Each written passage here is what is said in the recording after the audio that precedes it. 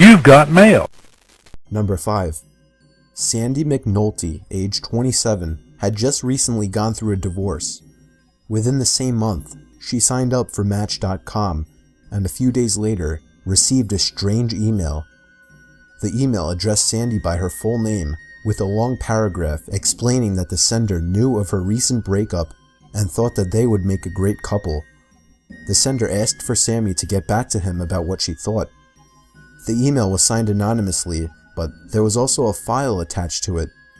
It was a large picture of a man's genitalia. She assumed it was her ex at first, but the picture did not resemble him, and when confronted, he was sincere in telling her that it wasn't him.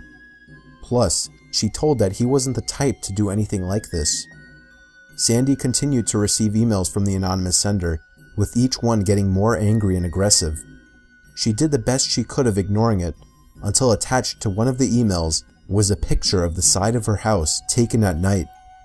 She blocked the sender's email finally, and that was the last she ever heard from any of this. It's still unknown whether it was the ex sending the emails or not.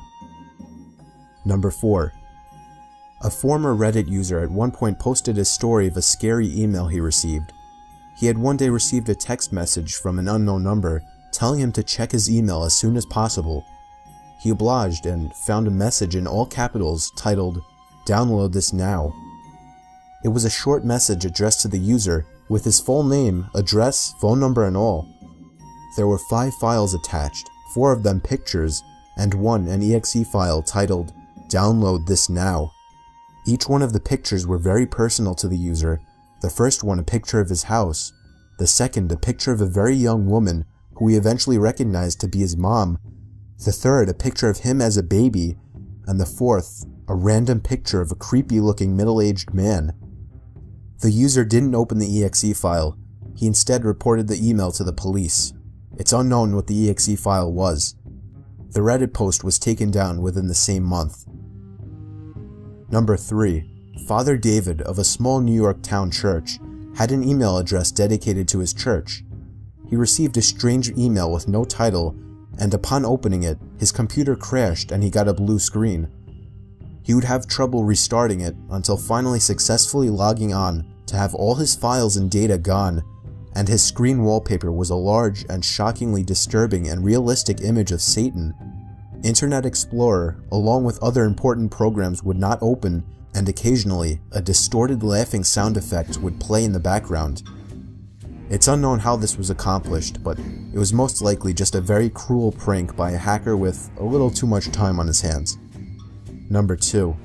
In the year 2009, a huge wave of emails filled with viruses was spreading across the internet. The email titles were innocent enough. For example, some of them were titled, "Free 40% off coupon to Target." However, once opened, a virus would be forcibly installed into the user's computer without their knowledge. These viruses were known to allow all activity on the user's computer to be monitored, sometimes even giving partial or full control over the computers, and sometimes even enabling the built-in webcams to the computers, secretly spying on the users as they used their computers without them ever even knowing. Nobody could seem to figure out how this was accomplished or how to prevent it, but luckily, the swarm of emails eventually died down on its own. Similar swarms of emails have since occurred on a few occasions, but not as dangerous. Number 1. The girl in this story is very sensitive about this and refuses to give her real name, so for the purpose of this story, she'll be referred to as Jen. Jen was attending freshman year in high school. She was a very pretty girl and got the attention of a lot of guys, both young and, unfortunately, much older as well. She received an email from the dean explaining that her grades could be improved and he would like to talk to her about it at some point. Strangely, he left a note at the bottom of the email informing Jen not to respond to the email. A week passed and Jen received another email from the dean. This time, he asked her to meet him at the back of the school at 7 a.m. before classes started. Jen walked to school and went around back this one day and could see somebody poking their head out from behind one of the dumpsters. Not the dean. She ran all the way home and the parents reported this to the school. It turned out the dean of the school didn't send the messages at all. The email was traced back to a website that allows you to send fake anonymous emails, and the computer used to send it was the computer in the furthest corner of the local library